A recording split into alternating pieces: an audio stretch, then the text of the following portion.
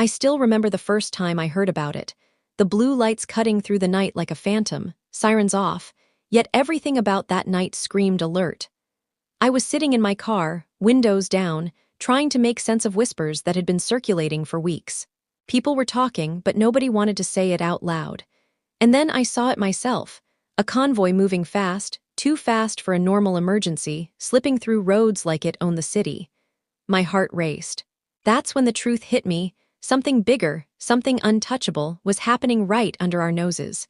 Everyone wanted to know what was inside those vehicles. Rumors were wild. Some said it was political, others whispered about drugs. I didn't believe half of it at first, until I noticed the patterns. The way cars moved, how certain routes were cleared, how nobody questioned anything. And the more I watched, the more I realized this wasn't just about one person or one night. This was a network, a system, a shadow economy running on fear, power, and privilege. And somehow I was tangled in it too, just by seeing it. I started digging. Quietly, carefully. People talk when you don't ask questions, when you just know things. I learned names I wasn't supposed to know, places I shouldn't go, signals I had to read. And the Madlanga Commission. It was supposed to uncover truth, but it felt like it was already scripted. Every hearing, every statement, there was this tension in the air, like someone was holding the room hostage without even touching a weapon. You could feel the eyes, the unspoken warnings, the invisible lines you dare not cross. There was one night I won't forget. I followed the convoy through the back streets of Josie. It was raining lightly, the kind of drizzle that makes the asphalt shine, makes reflections of blue lights blur into something almost unreal. I could see the faces behind the tinted windows, focused, unbothered, like they were untouchable. I tried to count the vehicles, but there were more than I expected, each one with an almost ritualistic precision. And I remember thinking, this is bigger than anyone knows, bigger than anything I've ever seen.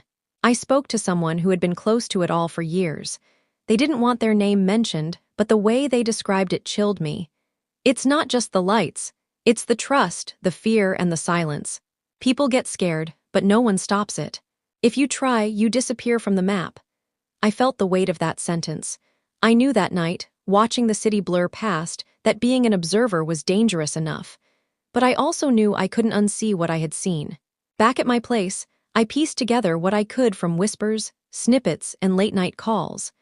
Every fact I found seemed to connect to another layer of secrecy, another untold story.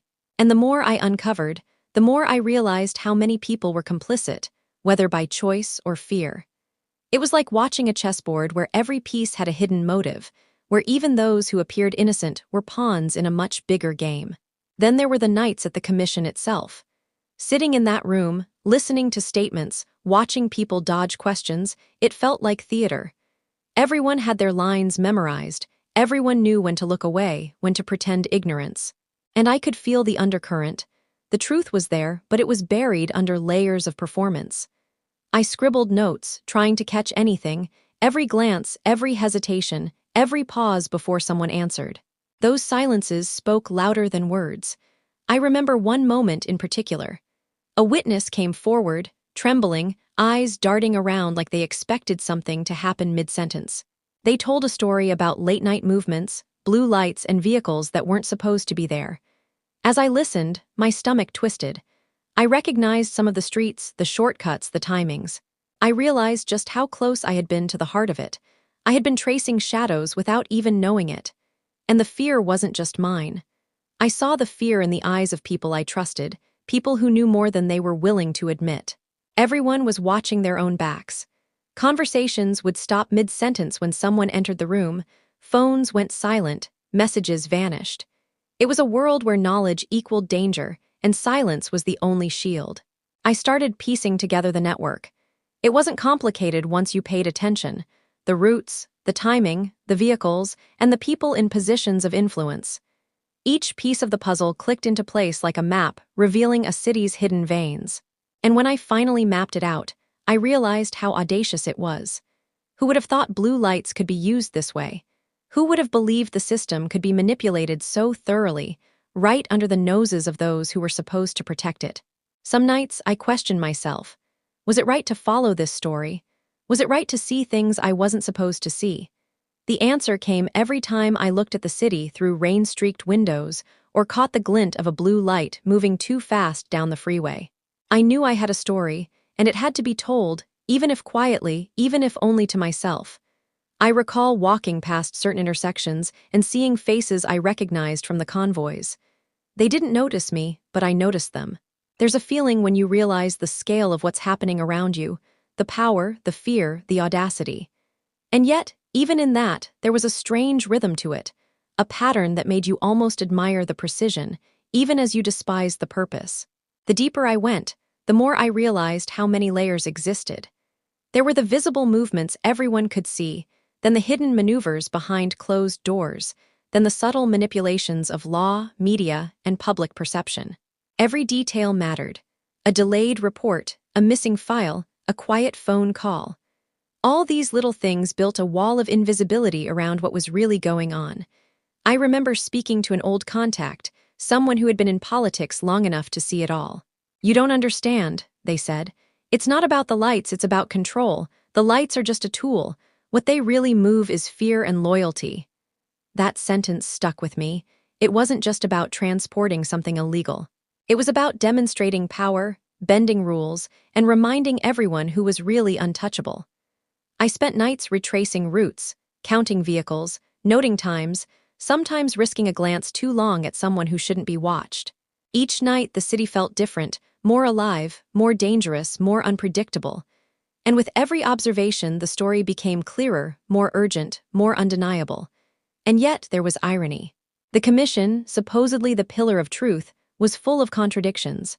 Reports didn't match eyewitness accounts. Official statements clashed with private whispers. And while everyone talked about justice, the system itself seemed to protect the very network I was tracing. I realized that in this world, exposure wasn't just inconvenient, it was perilous. One rainy evening, I followed the convoy farther than usual. I could hear the engines, smell the wet asphalt, see the reflections of streetlights flicker off the sides of blacked-out cars. I remember thinking, this is the city's heartbeat at night, hidden from most eyes. And then, in a blink, they were gone, swallowed by a maze of backstreets and highways. And I was left standing there, drenched, adrenaline pumping, knowing I had just witnessed something extraordinary, something most people would never believe. Back at my apartment, I pored over notes, trying to connect dots, make sense of times, places, and people.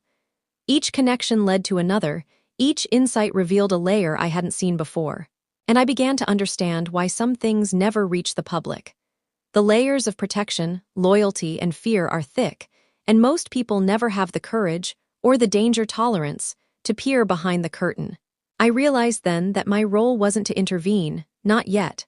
My role was to watch, to record, to understand.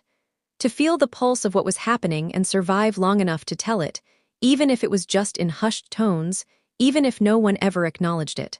And as I wrote notes late into the night, I felt a mixture of fear, awe, and exhaustion, knowing the city never sleeps, and the truth moves faster than anyone can chase. There were nights I would sit on my balcony, cigarette in hand, looking out over streets I had walked, watched, and memorized. Each light, each movement, each shadow told a story. And though I had not touched the network, had not confronted it directly, I felt part of it in a strange, haunting way. I was a witness, a recorder, a storyteller. And the story was far from over. As weeks turned to months, I started piecing together small victories of awareness. Conversations leaked, patterns repeated, mistakes were made. But the network adapted, evolved, moved like water around obstacles. And I learned to move too, carefully, quietly, watching, listening, noting every detail. The city had layers most would never see, and I was beginning to map them, one night at a time. There's a strange clarity that comes when you've seen things others haven't. You understand the rules, the exceptions, the risks. And in that clarity, there's a burden, knowledge is heavy, and the streets whisper constantly that ignorance is bliss. But I could never unsee what I had seen. Every convoy, every light, every whispered warning was etched in memory, forming a story too vivid to ignore. I remember the final night I followed them. It wasn't spectacular, not flashy.